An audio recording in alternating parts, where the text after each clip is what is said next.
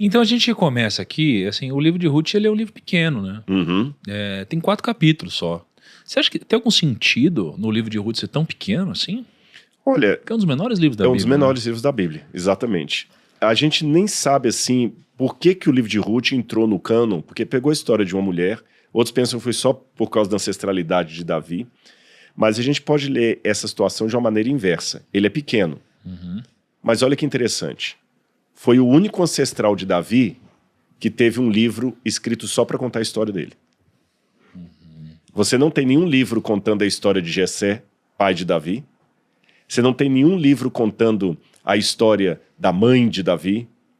Mas a Ruth está lá. Bonitinha a história dela. Mas será que esse livro é importante por causa dela ou porque ela de alguma forma gerou Davi depois? As duas coisas. As duas coisas não são incongruentes. Por causa dela e ela gerou Davi. Porque se fosse só por ter gerado Davi, eu esperaria ter um livro também contando a história de Jessé. E não há. Mas, ao mesmo tempo, ela é a ancestral do grande rei Davi. Então, temos que conhecê-la. E por que dos ancestrais de Davi, essa é aquela que merecia um livro com 4 capítulos? Ela teve um destaque. Então, o que parece ser pequeno, um livro pequeno, perto de Juízes, que tem 21 capítulos. Não, mas vamos olhar para o outro lado. Juízes tem 21 capítulos, falando sobre vários juízes de Israel. Não tem um livro exclusivo só para a vida de Ruth, para a vida de Sansão. Você não tem um livro exclusivo só para a vida de Débora, de Baraque. Você não tem um livro exclusivo só para falar da vida de Jefté. Estou falando dos juízes de Israel. Mas você tem um livro exclusivo só para falar de Ruth. Sim. E também tem a lógica de que, você bem mencionou que ela é de Moabe, certo?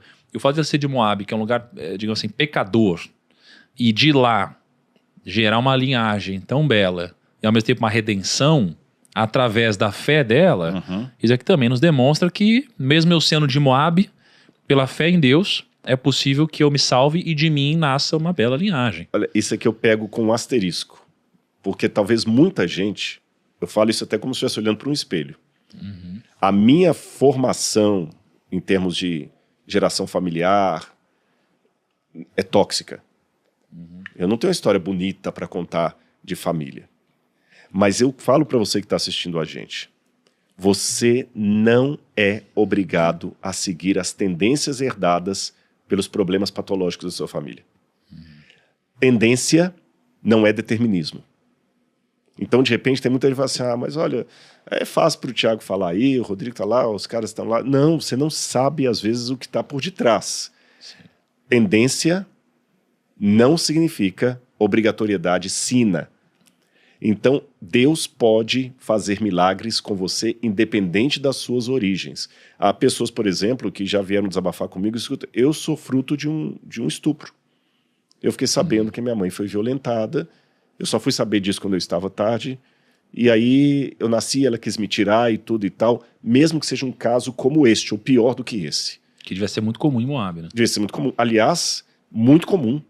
A própria Ruth, ela enfrenta vários problemas, que ela estava numa época patriarcal, onde a mulher tem que se impor sozinha, ela e a sogra, porque a outra nora voltou, né? A gente vai falar disso daqui a pouquinho. Então a gente começa aqui. Beleza, capítulo 1, né? Fome e migração, tá? Se você pudesse contextualizar a gente aqui, Rodrigo, basicamente a história não começa com Ruth, né? Não. Começa com basicamente Noemi. Noemi tinha 2 filhos, esses 2 filhos tiveram cada uma esposa, que eram as moabitas, né? E aí de lá, por causa da fome, eles fogem, e quando eles fogem, os 2 homens morrem. Né? Na verdade, os filhos conhecem as moabitas quando eles já fugiram da fome a primeira vez.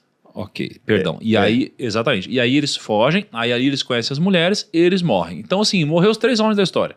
Morreu o marido de Noemi, que era o Elimeleque, e morreram depois os 2 maridos ali, sobrou as 3 mulheres. Né? O que acontece a partir daqui? Olha que interessante. Eu vou revelar uma coisa que talvez vai surpreender a muitos.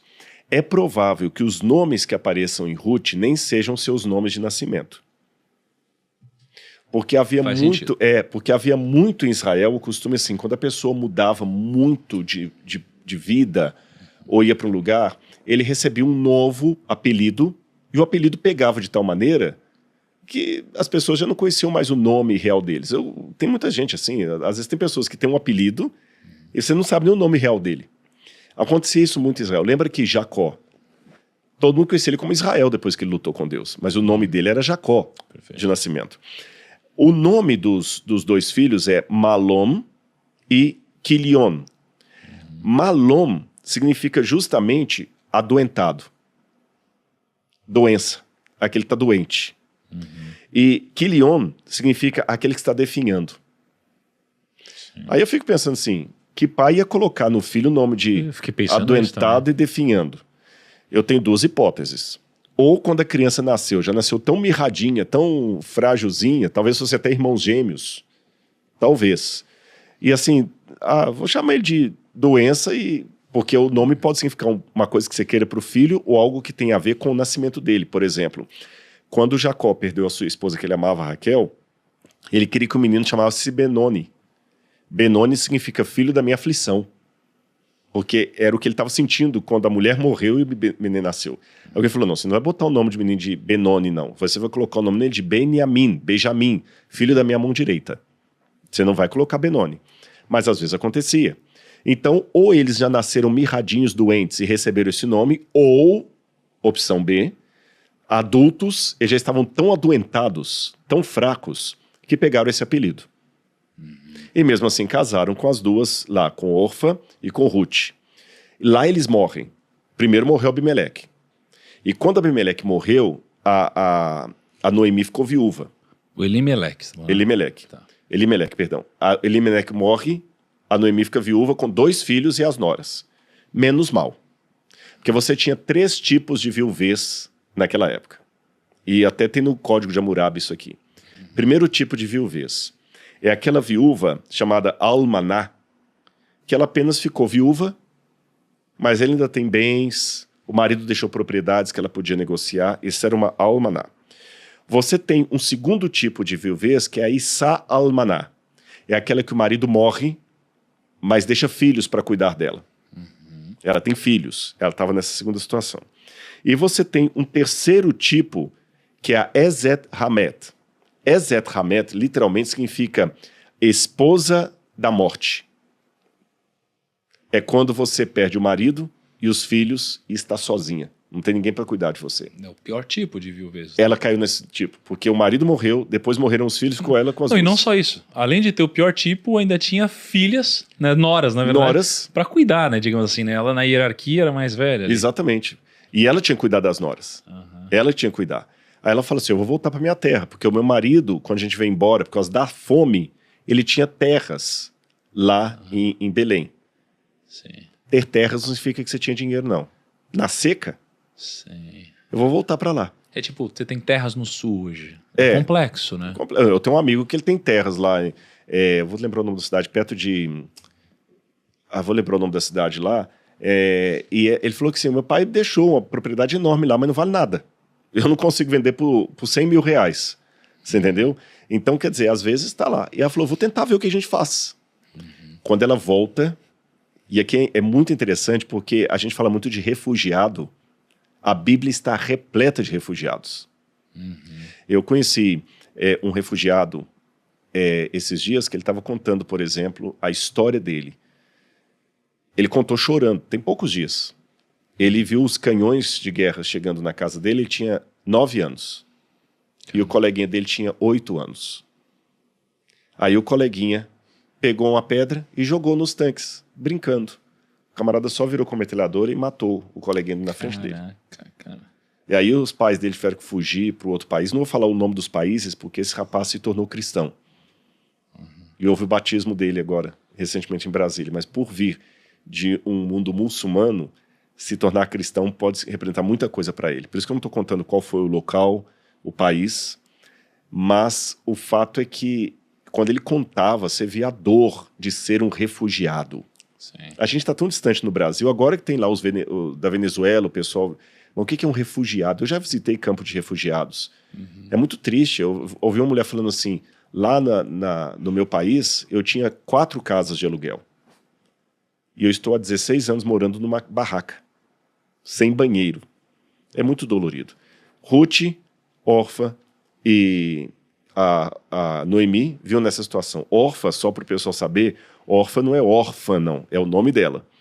Quando chegou a metade do caminho, a Noemi falou assim, olha, é melhor vocês irem embora, filhas. Vocês são novas ainda, quem sabe vocês conseguem alguém para casar com vocês. Aí a Orfa falou assim, então tá, vou voltar para meu povo. Eu não tenho nada a ver com vocês mesmo, meu marido já morreu. Mas a Ruth pensou bem e falou assim, mas e a senhora sozinha? Não vou deixar a senhora sozinha, não. Eu vou com a senhora. Aonde a senhora for, eu irei. O seu Deus será o meu Deus. Essa parte é uma parte onde eu me peguei pensando, não cheguei a uma conclusão, né? Porque diz assim, né? Onde quer que você for, eu irei, o seu povo será o meu povo e o seu Deus será o meu Deus. Assim, o que significa isso? Porque eu chegar para você e falar, Rodrigo, o seu Deus vai ser o meu Deus, de alguma forma, isso não, por um lado demonstra um respeito a você, uma honra a você, talvez uma gratidão, mas por outro lado significa que eu estou te colocando na prioridade acima de Deus, ou seja, o Deus que você acreditar e quiser que seja o seu, vai ser o meu também. Não tem algum tipo... Qual que é o sentido dessa colocação? A forma como isso está escrito em hebraico é uma expressão idiomática, dá a entender o seguinte, que quando eles foram para lá, para a região de Moabe, eles eram praticantes do judaísmo. Só que os filhos de Elimeleque não estavam muito assim com a religião. Tá. Até porque eles casaram com moabitas. Exatamente. Né? Somos mais, sabe, não somos. É aquele cristão mais ou menos, vamos colocar na nossa linguagem, né? É tipo, você é cristão? Sou. Você vai na igreja? Não. Não. Lê a Bíblia? Não. Eu sou, na estatística. Né? E geralmente, falando em estatística, quem ainda mantém as tradições religiosas da família é a mulher. Eu não sei a explicação disso. Mas pode olhar na igreja. Se você olhar na igreja, o espectro de uma igreja, quem é mais religiosa geralmente é a mulher. Pode olhar na história do cristianismo. Quem está assistindo a gente que é católico, pega uma missa que você vai. Você tem uma percentagem maior de mulheres do que de homens. É a mulher que arrasta o marido. Quem é evangélico. É mais fácil encontrar uma mulher na Assembleia de Deus, que o marido não é da Assembleia de Deus, do que encontrar um marido que fala assim, eu sou, mas minha mulher não é. Há casos também que o homem vai e a mulher não. Mas é muito mais raro. O mais comum é a mulher sozinha levando os filhos e o marido que não é. Parece que a mulher tem eu teria que estudar isso melhor do ponto de vista sociológico para entender as razões, mas parece que a mulher ao longo da história ela tem uma sensibilidade maior para o sagrado. Total. Parece que a mulher tem uma sensibilidade maior para o sagrado. E a partir disso eu deduzo que a Noemi estava seguindo direitinho. Eu conheço, por exemplo, famílias de judeus que são judeus, mas come carne de porco, não celebra o Shabat, não está nem com nada e tudo e tal, mas a mãe da família matriarca, ela não. Ela quer reunir os filhos à mesa, no Yom Kippur pedir o jejum. Enquanto ela está viva, não, você tem que ensinar o bar mitzvah para o menino, aquela coisa toda, para ele fazer lá aos 13 anos, tudo direitinho. Então passa-se a impressão que a Noemi manteve-se fiel aos princípios, o marido e os filhos mais ou menos, as duas noras talvez até simpatizavam com o jeito piedoso da sogra, mas não tomavam uma decisão. Mas nesse momento em que Orfa resolve voltar para o seu povo, a Ruth fala assim, não, agora eu admiro tanto o Deus que a senhora segue, que eu quero ser como a senhora. O seu Deus será o meu Deus. Ou seja, Paulo falou assim, sejam meus imitadores como eu sou de Cristo. É uma forma de evangelismo, você dá um exemplo tão bonito que a pessoa fala o seguinte, olha, por sua causa eu vou crer em Deus. Isso é muito forte. É aquela coisa que dizem aqui assim, talvez você seja a única Bíblia que alguém vai ler lá fora. Né? Exatamente, Jesus falou, Paulo fala, por causa de vocês o nome de Deus é blasfemado entre os pagãos. Paulo fala isso em Romanos. Por causa de vocês o meu nome é blasfemado. Mas por causa de vocês também meu nome é honrado. Então, hoje, por exemplo, eu creio em Deus, o Deus da Bíblia, por causa dos personagens da Bíblia. Então, isso é uma responsabilidade grande. Deus em si mesmo se basta, mas ele resolve contar conosco. Eu posso ser uma motivação para alguém acreditar em Deus.